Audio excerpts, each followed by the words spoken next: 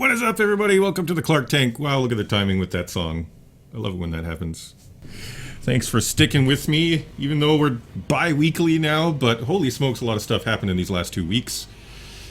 So yeah, previously, whenever we look at the micro-trailer site, we're like trying to see how high quality are these games that we're competing against. Because if you know, those 20 games that come out every day were super high quality, then that would be a cause for great concern, but they usually are not. But in this last week, we've been having 1 or 2 high-quality games, like very high-quality games, every day.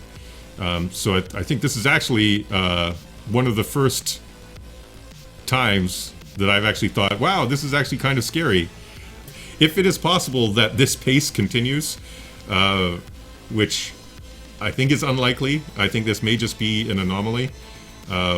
But if this type of pace does continue, that is certainly concerning, because as we'll see when we look at the top 50, there are, you know, way more new games in there than there usually are. Usually when we do this Clark Tank, there's like 1 new game or 2, like new indie game that get in the top 50, but this time there are like 5 or 6 or more. And so at first that concerned me a lot. I'm like, man, the competition is getting more numerous and stronger, but what does that mean for us actually? And you know, my Necrodancer's long tail sales this past week and a half have still been quite good. It doesn't actually really affect us that much, because when we're looking at the top sellers, most of these games that are getting pushed down by Hellion and Blackwake and these new games in Northgard are ones that have been here forever, like Rocket League, like, you know, well, Tyranny's here because it's on sale. Conan has been in here for a while. You know, CSGO, H1Z1, and things like that.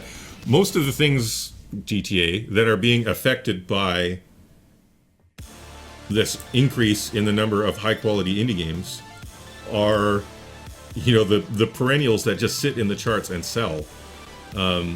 So perhaps all this means is that there will be a widening of the base of successful games. I don't feel like, even though there are this many great games coming out, it doesn't feel like any one of them is preventing the others from succeeding. Because, like, look, Hellion, Blackwake, Northgard, Hollow Knight, 911 Operator, they're all, you know, a bunch of them in the top 12 or 15 here, they're all making hundreds of thousands of dollars, you know, a day.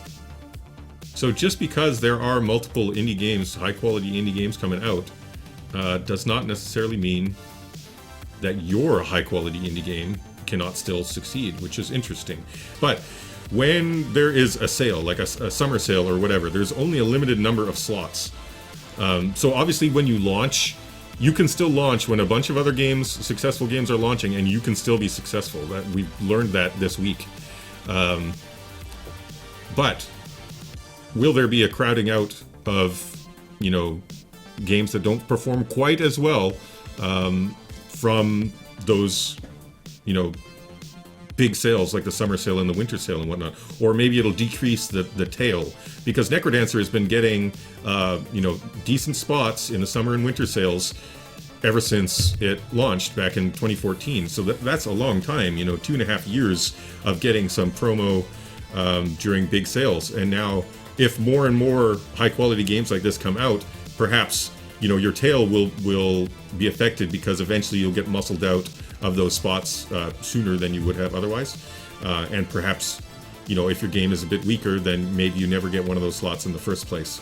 So when there are, when the shelf space is limited, and it still is limited in those sales, then I think that can have an impact. You know, the increase in quality and number of indie games can have an impact on our bottom lines. But hopefully Valve is working to correct that, because I think part of the reason why this is happening and couldn't have happened in years gone by is because of the way that the front page works. The front page now doesn't just show you, you know, the same 10 or 15 games for multiple days like it used to be, almost purely curated, and you would just see those same games up there, right? But now it can show hundreds of different games, and it shows different games to different people. And I think that fact means that more games can succeed at once. And so hopefully Valve is also working towards, I can't imagine that they're not, something similarly flexible for the summer sale and for the winter sale. I think it is just more difficult because during the summer sale and winter sale, the amount of traffic they have is insane. Like sometimes their servers keel over already.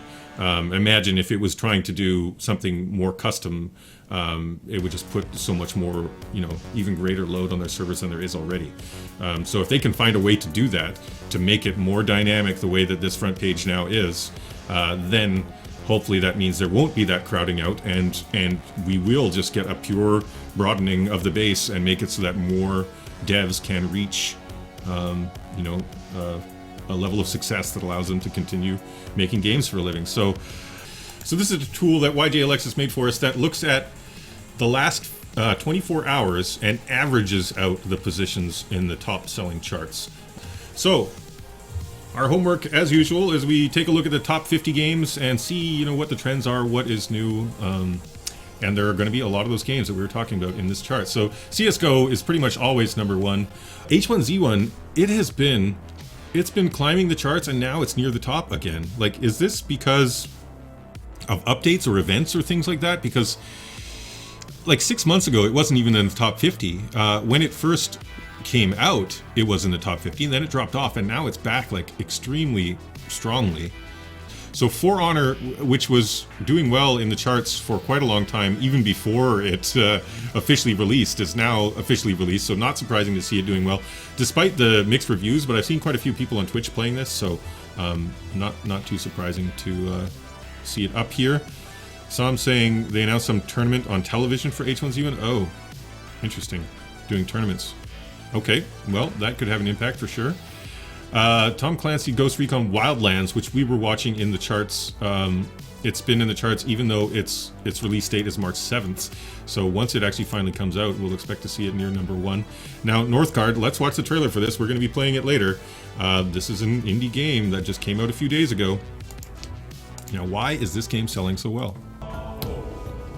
So yeah, do you guys think that does this give you more of an RTS feel or more of just a sim feel? Rip sweater, Kyle Pulver. So yeah, when I first looked at Northgard's trailer, I thought that it was more RTS-ish, and I was a bit surprised by how well it's doing, because as we've seen over the last few months of Clark Tank's RTS games, don't do especially well. But yeah, if it's more sim-like, and also the fact that it's single player is a bit surprising, but if it's more sim-like, then I could see it. Rocket League, perennial seller, not even on sale.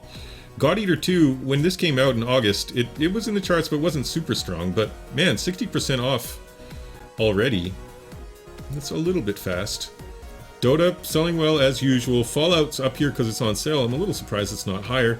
Now, see, Tyranny came out in November. It's only 20% off. That's maybe a little bit slow. A little bit slow. Now, this is another one of the new games, not an indie game, but Berserk. Let's check out its trailer. So Berserk is an anime. So Berserk is all about this kind of demon-possessed dude who has a giant sword.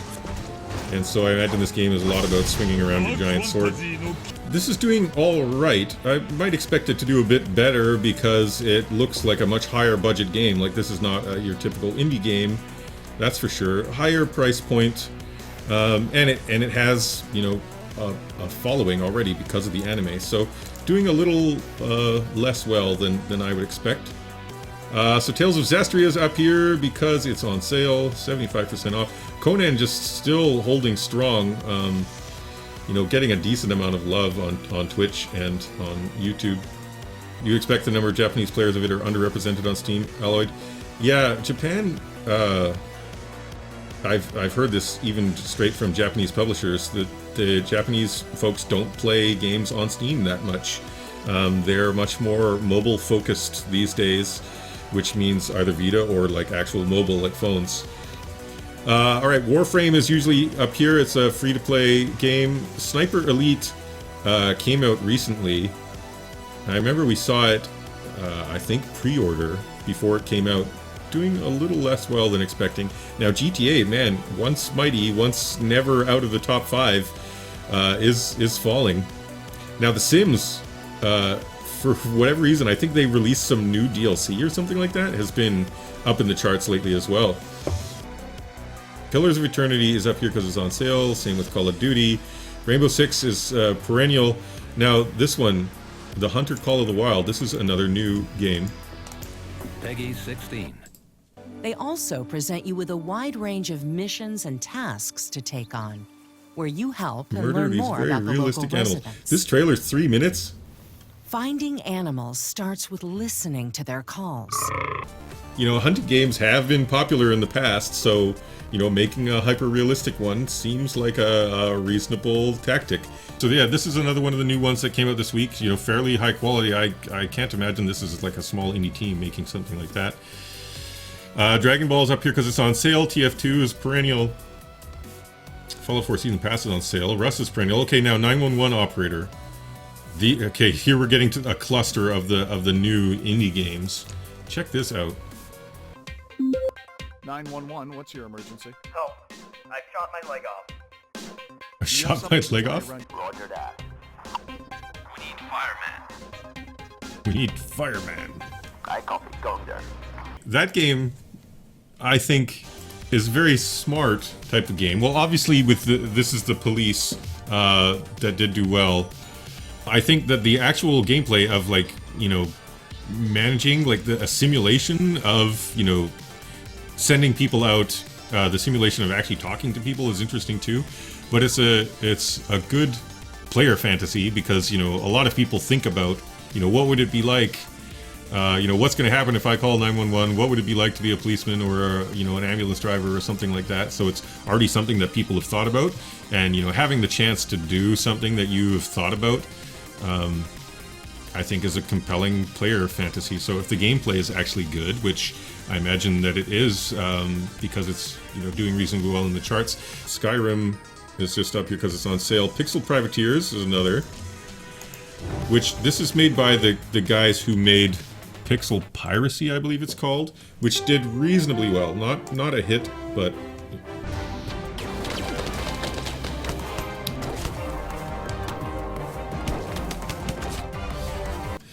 so yeah, it reminded me a lot of Magicite, which did reasonably well unexpectedly. You know, I didn't expect it to do that well. And then when I actually played Magicite, I actually found myself getting hooked on it. And so the fact that you can play online multiplayer as well makes these types of games a lot stickier. So yeah, not too surprising to see this type of game doing well. Civ 6. This is a DLC for Civ 6. Interesting, really negative reviews. All right, Night in the Woods. So this one had a very successful Kickstarter quite a while ago and has been in dev for a long time. So this is like an adventure-y game. I'm not sure exactly how to describe it, but yeah, adventure-y. But just with great writing and awesome art. All right, Saints Row 4 DLC. All right, I guess this came out a long time ago, but it's dropping off, so it was probably on sale for a bit. One Piece Burning Blood, that's just up here because it's on sale. That's a pretty steep discount since it just came out in September. Saints Row 4 must also have been on sale. It's falling off now. More Saints Row stuff, more Saints Row stuff. So Blackwake. So Blackwake and Hellion, if you look at the top charts right now, they're actually like right at the top. See, but they just came out today. So it's just taking them a while to climb up this average, this chart that shows the average of the last 24 hours. But I don't even know what these games are about. Like, I just noticed this morning, there's 2 new games I'd never heard of, and they're at the top of the charts. Like, what the hell? So let's find out together what the hell these games are. See? I'm at the sales right. Oh, fuck. You just shot a guy off a boat with a cannon. Okay, so this is one of one of those goofy games where, yeah, guys are burning and they're not reacting. It just released, streamers hadn't already built. Yeah, okay, well that would make sense. If a lot of streamers and stuff were playing this and hyping it and it just launched, then no surprise that it's suddenly at the top of the charts. Kind of like Sea of Thieves with more goofiness. Yeah, well it's clear this is almost like a genre of games now. The like violent, goofy, just creates funny situations, multiplayer games, like Totally Accurate Battle Simulator and stuff like that. All right, there's Blackwake. Now, some more Saints Row stuff. So it's just Saints Row and all its DLCs and whatnot were on sale, so they're kind of clogging up the charts here. Now, Hellion, what the heck are you? I've also not heard of you. Uh-huh. Nice.